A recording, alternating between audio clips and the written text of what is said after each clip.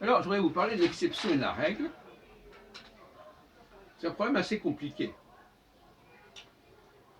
Parce que certaines personnes font une règle de ce qui est une exception. Et d'autres personnes considèrent que la règle n'existe pas dès lors qu'il y a des exceptions. Voilà deux problèmes qui se posent, sur lesquels nous allons plancher quelques minutes. Premièrement, il semble qu'il y a un certain nombre de théories qui ne sont fondées que sur des exceptions.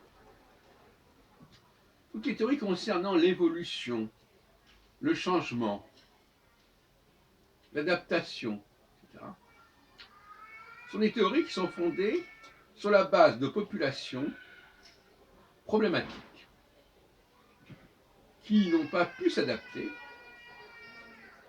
à leur milieu de départ et qui ont donc dû évoluer. Évoluer dans le sens même bouger.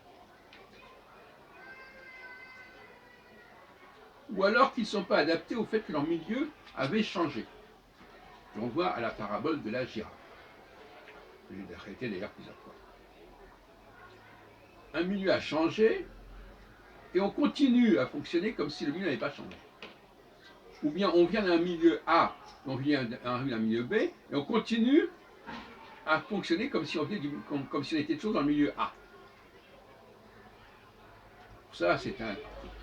Bon, je me souviens que par exemple, les étrangers, notamment d'Afrique, d'Afrique noire, qui parlent trop fort, ou même les Chinois qui parlent trop fort, sont des gens qui n'ont pas compris qu'en France, on parlait moins fort, on était plus discret. Ils n'ont pas compris ça. On leur a pas mis ça, on les a pas préparés à ça. Bon, je termine la parenthèse. Et c'est extrêmement pénible. Donc,